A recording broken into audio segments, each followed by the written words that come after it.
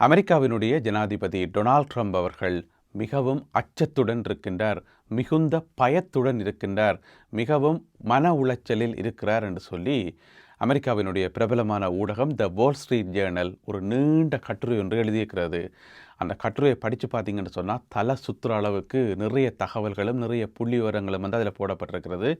எனவே அந்த கட்டுரையினுடைய சாராம்சத்தை தான் இன்றைக்கு நான் உங்களோட பகிர்ந்து கொள்ள போகிறேன். அதில் அப்படி என்ன தான் சொல்லியிருக்கின்றார்கள், என்னென்ன விஷயங்கள் எல்லாம் குறிப்பிட்டிருக்கிறார்கள் என்று சொல்லி. என்ன பிரச்சனைன்னு சொன்னால், டொனால்ட் ட்ரம்ப் அவர்கள் அந்த கட்டுரையினுடைய தலைப்பை வந்து பயங்கர சுவாரஸ்யமானது. அதாவது வெளியில் வந்து தன்னை ஒரு வீரன் போல காட்டிக்கொண்டாலும் உள்ளுக்குள்ளே வந்து மிகவும் பயத்துடன் இருக்கிறார் டொனால்ட் ட்ரம்ப் அவர்கள் என்று சொல்லி. இதுதான் கட்டுரையினுடைய தலைப்பே அதுதான். அதாவது இப்போ தைரியம், வீரம் என்றதை நாங்கள் எப்படி சொல்லுவோம் ஆங்கிலத்தில், பிரேவ் என்று சொல்லுவோம், பிரேவாக இருக்கிறேன்னு சொல்லி. ஆனால் இந்த கட்டுரையினுடைய தலைப்பில் வந்து போடப்பட்டிருக்கிற சொல் வந்து பிரவாடோ என்று சொல்லி ஒரு சொல் என்று போட்டுக்கிறார்கள். அது என்ன பிரவாடோ என்று சொன்னால் ஆங்கிலத்தில், அதாவது உள்ளுக்குள்ளே பயமாக இருக்கும், உள்ளுக்குள்ளே நடுக்கமாக இருக்கும், வெளியில் வந்து அதை காட்டிக்கொள்ளாமல் பெரிய வீர கதையெல்லாம் கதைக்கிறது, சேலஞ்ச் பண்ணுறது, என்ன விட்டால் ஆளிலண்டு கதைக்கிறது. இது வந்து எப்படின்னு சொன்னால் எக்ஸாக்டாக வந்து வடிவேலு மேரத்தான். வடிவேலுன்ற நிறைய காமெடிகளில் வந்து இதை நீங்கள் பார்ப்பீங்க. ஒரு படத்தில் வந்து ஆட்டை களவெடுத்துருவார், பஞ்சாயத்து கூடியிருக்கும், அவருக்கு வந்து சரியான பயமாக இருக்கும், தான் வந்து பிடிபட்டு போயிடுவணும்னு சொல்லி. அந்த ஆட்டினுடைய உரிமையாளர் இருக்கார் தானே, அவருக்கு தெரியும் தன்னுடைய ஆட்டை வந்து யார் களவெடுத்தன்னு சொல்லி. எனவே அந்த பேரை சொல்ல வெளிக்கிடும் போது பஞ்சாயத்தில் விடமாட்டார் வடிவேலெல்லாம் துள்ளி குதித்து ஆர்ப்பாட்டம் பண்ணி தைரியம் இருந்தால் சொல்லுவாப்போம் அப்படி இப்படின்னு சொல்லி சேலஞ்ச் பண்ணி கொண்டு போய். உங்களுக்கு தெரியும் இந்த காமெடி, நீங்கள் எல்லாருமே பார்த்துருப்பீங்க.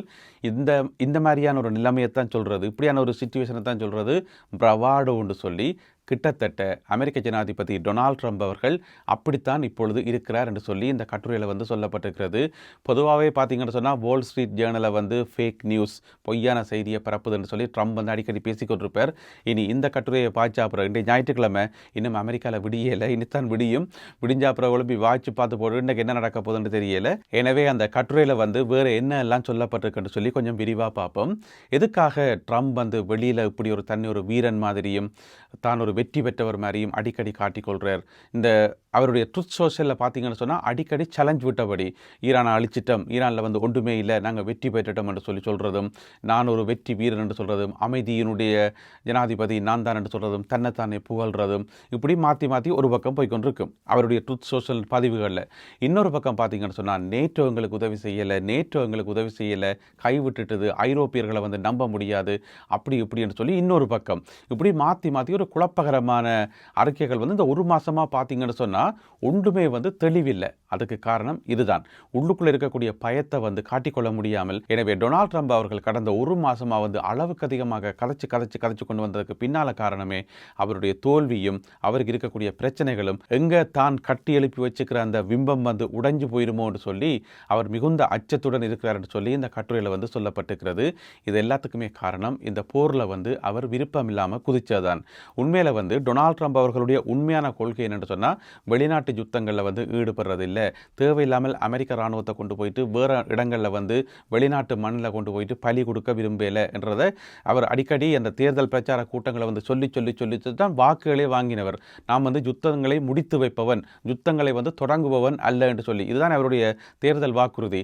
அதெல்லாத்தையும் கைவிட்டுட்டு இஸ்ரேலால் வந்து மண்ட கழுவப்பட்டு, அப்படி தான் நாங்கள் சொல்ல வேண்டியிருக்குது, இஸ்ரேல் கொடுத்த அந்த தூண்டுதல் காரணமாகத்தான் இந்த யுத்தத்தில் வந்து ஈடுபட்டவர்.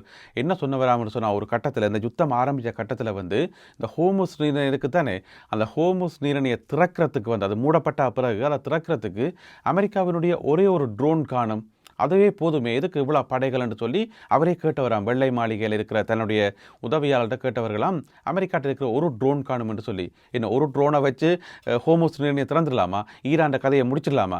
ஏன்னு சொன்னால் அந்த அளவுக்கு அதிகமாக நம்பினதும் அந்த அளவுக்கு வந்து அவருக்கு தகவல்கள் சொல்லப்பட்டதாம். நீங்கள் ஒன்றுக்குமே கவலைப்படாதீங்க, இப்படித்தான் என்று சொல்லி. எனவே அவர்கிட்ட வந்து எந்த ஒரு திட்டமும் இல்லாத போது இஸ்ரேலின் கதையை கேட்டுத்தான் இந்த யுத்தத்தில் வந்து ஈடுபட்டார்.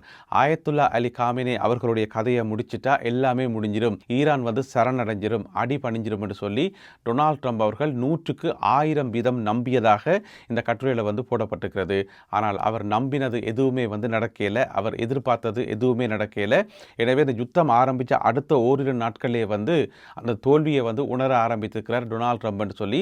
அதனால தான் நிறைய அறிக்கைகளை வந்து, இப்போ நீங்கள் யுத்த காலத்தில் வந்து பயங்கர வெற்றியெல்லாம் பெறுறீங்கன்னு சொன்னால், உண்மையிலேயே வெற்றி பெறுறீங்கன்னு சொன்னால் அதை நீங்களே வந்து தம்பட்டம் அடிக்க வேண்டிய அவசியம் இல்லை, அதை பார்க்கவே விளங்கும், விசிபிள் விசிபிளாக எல்லாருக்குமே விளங்கும். இங்கே அமெரிக்கா வந்து பெரிய வெற்றி பெற்றுட்டுது, டொனால்ட் ட்ரம்ப் வந்து பெரிய வெற்றி பெற்றுட்டான்றது பார்க்கவே விளங்கும். இனி ஊடகங்கள் வந்து சும்மா இருக்காது. ஊடகங்கள் வந்து ஈரானுடைய இழப்பென்னு சொல்லி தேடி எடுத்து தகவல் போடுவார்கள். ஊடகங்களே எல்லாம் வெளிக்கொண்டுருவார்கள். ட்ரம்ப் வந்து வாயை திறக்க வேண்டிய அவசியம் இல்லை. ஆனால் இங்கே வந்து நடந்தது என்னென்னு சொன்னால், ட்ரம்ப் தான் வந்து தன்னுடைய புகழை தானே பாடி தன்னுடைய ஓன் ட்ரம்பெட்டை வந்து தானே வாசித்து இந்த மாதிரி சேலஞ்ச் எல்லாம் விட்டுக்கொண்டு அதுக்கு பிறகு ஐரோப்பிய நாடுகளோட தேவையில்லாத பகை எல்லாத்தையும் உருவாக்கினதுக்கு காரணம் எல்லாமே வந்து இந்த யுத்தம் வந்து மிகப்பெரிய தோல்வி. அதிலேயும் வந்து ட்ரம்ப் வந்து ஆக உச்சக்கட்டமாக தோல்வியை உணர்ந்தது, ஆக உச்சக்கட்டமான ஒரு அழுத்தத்துக்குள்ள உள்ளானது எப்படின்னு கேட்டிங்கன்னு சொன்னால், அமெரிக்காவினுடைய விமானம் ஒன்று விழுந்ததே, ஈரான் வந்து சுட்டு விழுத்துச்சு தானே, அதில் வந்து 2 விமானிகள் அங்கே போய் விழுந்தது தானே, அதில் இருந்து அமெரிக்க ஜனாதிபதி கம்ப்ளீட்டாக மாறிட்டார்னு சொல்லி இந்த கட்டுரையில் வந்து போடப்பட்டிருக்கிறது. அதுக்கு பிறகு அவர் அந்த பயத்தில் இருந்து இன்னமுமே வந்து மீளேல் என்று சொல்லி அந்த 2வது விமானியை வந்து எப்படியாவது மீட்டணும் என்று சொல்லி ட்ரம்ப் வந்து அடம் பிடிச்சு ஒற்ற கால நின்றவராம். ஒரு கட்டத்தில் வந்து அமெரிக்க இராணுவம் வந்து தன்னுடைய தொடர்பாளர்கள் இருப்பினும் தானே, அதாவது ட்ரம்புக்கும் அமெரிக்க இராணுவத்துக்கும் இடையிலான அந்த தொடர்பாளர்கள் அவர்களை வந்து கொஞ்ச நேரம் விலக்கி வச்சதாம். ட்ரம்ப் வந்து ஒரு ரூமில் வந்து தனியே இருந்தாராம் என்று சொல்லி இந்த கட்டுரையில் வந்து போடப்பட்டிருக்கிறது. ஏன் அப்படி செய்யப்பட்டுன்னு சொன்னால், ட்ரம்ப் வந்து நிமிஷத்துக்கு நிமிஷம் இதை அந்த விமானியை போய் காப்பாற்றி கொண்டு வா, படையை கொண்டு இறக்குன்னு சொல்லிக்கொண்டே இருக்காராம். அதாவது திரும்ப சொல்லி கொண்டு தான் என்னண்டு இராணுவம் செயல்பட முடியும்? ஒரு ஜனாதிபதி அவசரப்படுறதுக்காக படையை கொண்டு திடீர்னு இறக்க முடியுமா? இல்லையே. களத்தில் நிற்கிற இராணுவம் தான் அந்த களத்தை வந்து ஆய்வு செய்து முதல்ல உள்ளுக்குள்ளே இறங்கலாமா, எந்த பகுதியில் இறங்குறது, எத்தனை விமானங்களை கொண்டு போகிறது, தரையிலிருந்து ஈரான் என்ன விதமான தாக்குதல் நடத்த மட்டும் ஒன்றுமே தெரியாது. சும்மா திடீர்னு போய் குதிக்க முடியுமா? இல்லையே. எனவே கொஞ்ச நேரம் ட்ரம்போட தொடர்பே இல்லாமல் இருந்ததாம் அமெரிக்க இராணுவம் என்று சொல்லி இதில் போடப்பட்டிருக்கிறது. அதுக்கு காரணம் ட்ரம்பினுடைய அந்த அளவுக்கு அதிகமான பயமும் அந்த ஓவரான உத்தரவும் என்று சொல்லி. ஆனால் வெளியில் பக்கங்களுக்கு அப்படியா தெரிஞ்சது? இல்லை. ட்ரம்ப் வந்து எத்தனை சவால் விட்டார், அதை தாக்க போகிறோன், இதை தாக்க போகிறோன், ஈரானினுடைய நாகரிகத்தையே அழிக்க போகிறோன் என்று சொல்லி எத்தனையோ கதைகள் எல்லாம் காய்ச்சவர். அதிலேயும் பார்த்தீங்கன்னு சொன்னால், அன்றைக்கு ஒரு நாள் இரவு 8 மணி வரைக்கும் டைம் கொடுத்துட்டு அன்றைக்கு ஈரானினுடைய நாகரிகம் அழிக்கப்படும் என்று சொல்லி இரவு 8 மணிக்கு பிறகு என்று சொல்லி சொன்னவர் தானே. அன்றைக்கு வந்து இந்த ஒட்டுமொத்த உலகமே வந்து ஒரு பயத்தில் இருந்தது. நாங்கள் எல்லாருமே வந்து உண்மையிலேயே ஒரு பயத்தோடையும் ஒரு பதட்டத்தோடையும் இருந்தோம். உண்மையிலேயே பெரிய சம்பவம் இது நடந்துருமோ, ஒருவேளை அணுகுண்டத்தான் கொண்டு போட போறாரோ இன்னவோ தெரியான்னு சொல்லி. ஆனால் நாங்கள் இங்கே பதட்டத்தில் இருக்கும்போது டொனால்ட் ட்ரம்ப் அவர்கள் வந்து ஒரு விதமான பிளானும் அவர்கிட்ட இருக்க இல்லையாம். அந்த தாக்குதல் நடத்துறதுக்கான திட்டமோ தாக்குதல் நடத்துக்கான விருப்பமோ எதுவுமே இல்லையாம். அது வந்து சும்மா ஒரு விரட்டுதல் மட்டும்தானாம். சும்மா இருக்கா விரட்டி விடுவோம், விரட்டி போட்டு ஏதாவது ஈரான் அடிபணிதா பார்ப்போம் என்று சொல்லி அப்படி போடப்பட்ட ஒரு ட்வீட் தான். அது வந்து அவர் வாய் திறந்து சொல்லல தானே, அவருடைய அந்த ட்ரூத் சோஷியலில் போட்டது தானே. எனவே ஒரு சமூக வலைத்தளத்தில் போட்ட ஒரு சின்ன ஒரு பதிவை வச்சுக்கொண்டு ஒட்டுமொத்த உலகமே வந்து அன்றைக்கு போய் அல்லாடி போயிருந்தது, மிகுந்த பதட்டத்தோடு இருந்தது என்று சொல்லி இதில் போடப்பட்டிருக்கிறது. அது காரணம் அது போட்டது டொனால்ட் ட்ரம்ப் என்றபடியால், அமெரிக்க ஜனாதிபதி என்றபடியால்.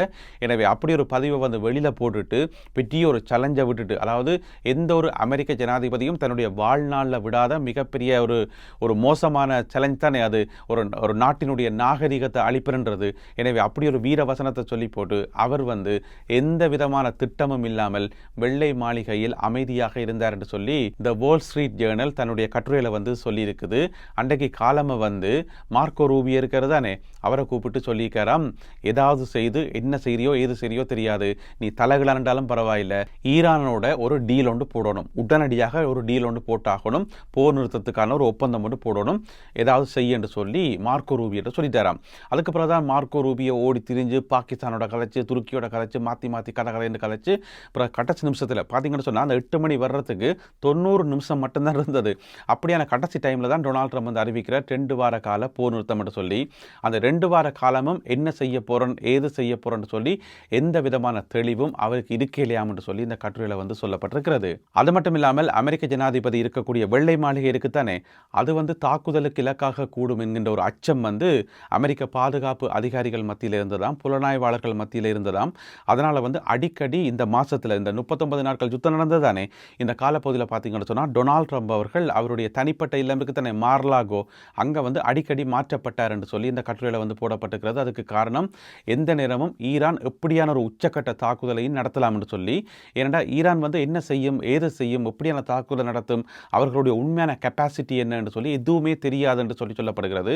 அதனால் எதிர்பாராத தாக்குதல்களை நடத்துவதற்கான வாய்ப்பு இருக்கு என்று சொல்லி ஈரான் வந்து ஏற்கனவே எச்சரிக்கை விடுத்திருந்தது தானே, நாங்கள் ஈரானுக்கு வெளியிலையும் தாங்கள் தாக்குதல் நடத்துவோம், இந்த உலகத்தின் எந்த மூலையிலையும் எங்களுடைய எதிரிகளுக்கு பாதுகாப்பு இல்லை, அவர்கள் தங்கியிருக்கிற ஒரு ஹோட்டலாக இருக்கலாம் அல்லது அவர்கள் ஓய்வெடுக்கிற ஒரு பீச்சாக இருக்கலாம் அல்லது டூரிஸ்ட் பிளேஸாக இருக்கலாம், எங்குமே வந்து அவர்கள் தாக்கப்படுவார்கள் என்று சொல்லி ஈரான் ஒரு எச்சரிக்கை விடுத்திருந்தது.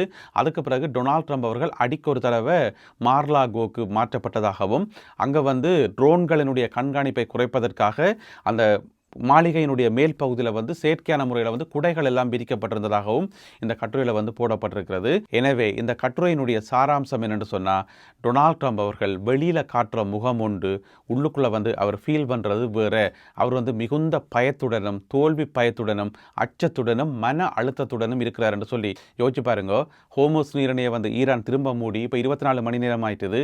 கடந்த 24 மணி நேரமாக அமெரிக்க ஜனாதிபதி டொனால்ட் ட்ரம்ப் அவர்கள் அதை பற்றி வாயை துறக்கல, ஒரு வார்த்தை கூட கதைக்கல.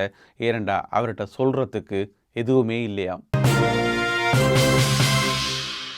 இந்த காணொலியில் பகிர்ந்து கொள்ளப்பட்ட இந்த தகவல்கள் தொடர்பான உங்களுடைய கருத்துக்களை மறக்காமல் கீழே எழுதுங்கள். மீண்டும் சந்திப்போம். நன்றி, வணக்கம்.